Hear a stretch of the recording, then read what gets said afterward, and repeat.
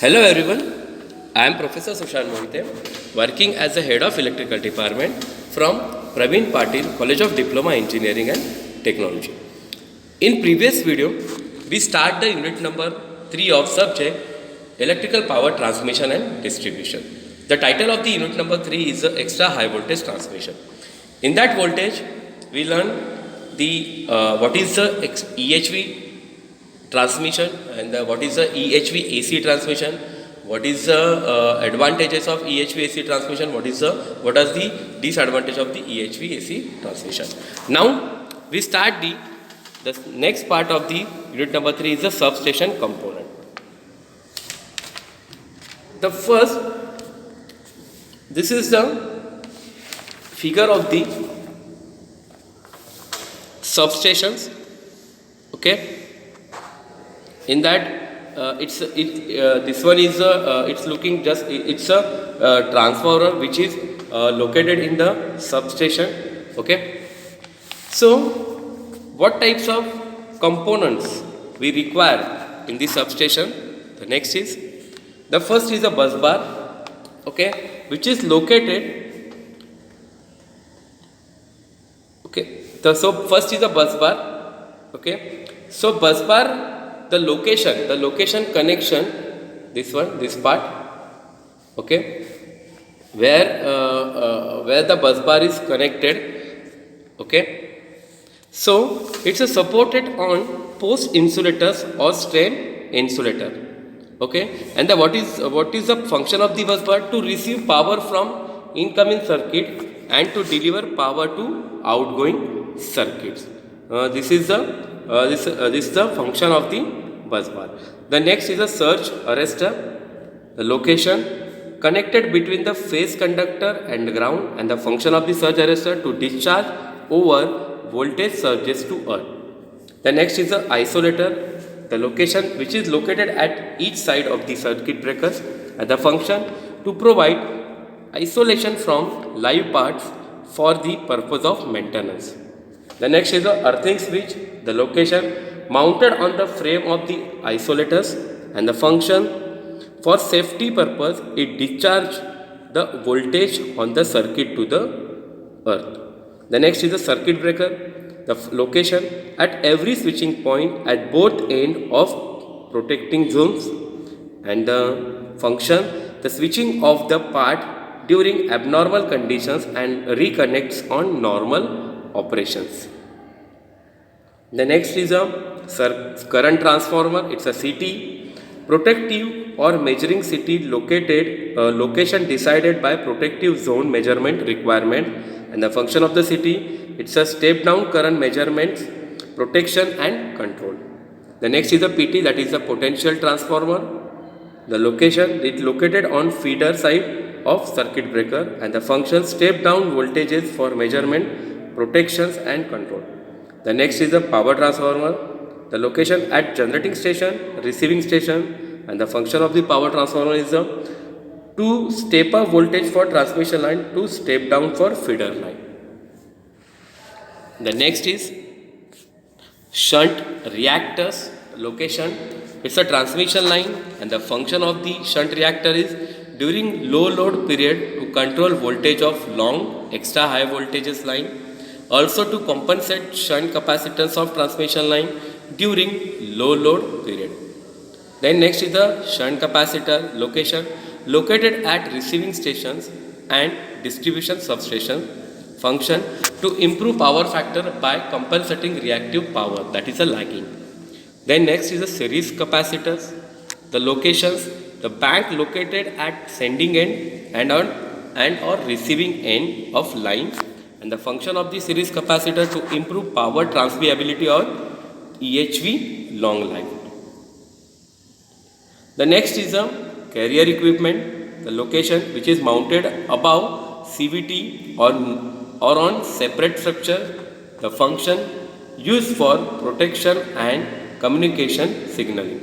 The next is a metering panels, the location which is located in air conditioned building. Control cables are laid between switchyard equipment and these panels, and the function of the metering panel to accommodate relays, control instrument and various measuring instruments. The next is a switch gears, which is located inside switch gear building, and the function of the switch gear to provide AC power to auxiliary station lighting system. The next is a station earthing system, which is location which is connected to equipment earthing and neutral point earthing function to provide low resistance earthing for discharges current from surge arrestor earthing switches. The next is a series reactors, which is located at strategic location such that fault levels are reduced, and it's a function of the series reactors to limit short circuit current to limit current surges associated with fluctuating loads. The next is insulators, the locations for flexible ACSR conductor apparatus, tabular conductors, and the function of the insulators, string insulator, tension, suspension. These are the equipment which is used in substation, and also here we discuss these equipments where the location of the equipment where these are connected, and also we discuss the function of the equipment. The next, once again, the next is a disadvantage of extra high voltage AC transmission system. This point we already discussed in previous video. What are the disadvantage of extra high voltage AC transmission system?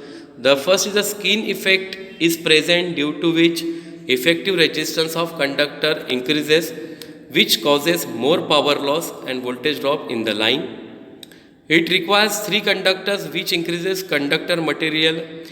Ultimately, cost of transmission increases. The next is the corona effect is more than DC transmission. Due to presence of inductance, drop in inductance, that is the inductive drop, is increases. Height of tower has to be increased in order to provide sufficient clearance between the earth and conductor. Due to EHV-AC, design of switches, circuit breakers, CT, PT becomes complicated.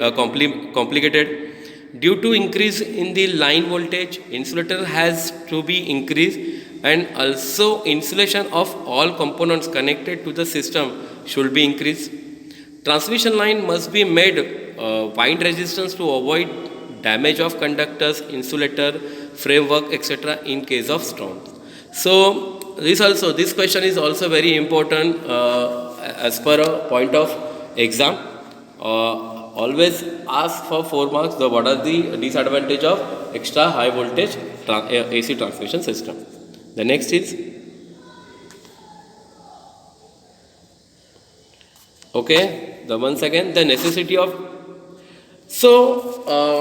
because of this disadvantages, how we can solve this problem because of the extra high voltage AC transmission system. The next is HVDC transmission. The HVDC means high voltage DC transmission. So what are the necessity of HVDC transmission? In DC, there are almost no capacitive and inductive losses. Also, corona at DC voltage occurs at higher voltage than in case of AC. So XL is equal to 2 pi FL. Since for DC the frequency is 0, so inductive reactance is also 0, so no inductive losses. And X is equal to 1 upon 2 pi FC. Once again the frequency in DC is 0, so capacitive reactance in infinite, which means there is a no leakage current due to high capacitive reactor, which again means there is a no capacitive losses. The resistive losses at high voltage are very small. Resistive losses per phase are given by the transmission loss is equal to I square R into I square into R, where I is the line current and R is the resistance of the line. For the same power transfer, the transmission voltage is inversely proportional to line current, which means higher the transmission voltage, lower the line current. Lower the line current, lower the transmission loss, as given in the formula above. This is the answer for why HVDC we use. So using high voltage transmission system, you can obtain very efficient transmission system. So next is the classified transmission line as per voltage level. Suppose here in this classification there are two types. The first is the AC transmission. In AC transmission, it's the first one is a high voltage transmission line, that is the HV line, which is up to 33 kV. The next is the extra high voltage AC line, which is above 33 kV up to 400 kV. And the next is the ultra high voltage transmission line, UHV, that is the above 400 kV. And the next part is the DC transmission. The high voltage direct current means HVDC transmission is up to 1600 kV.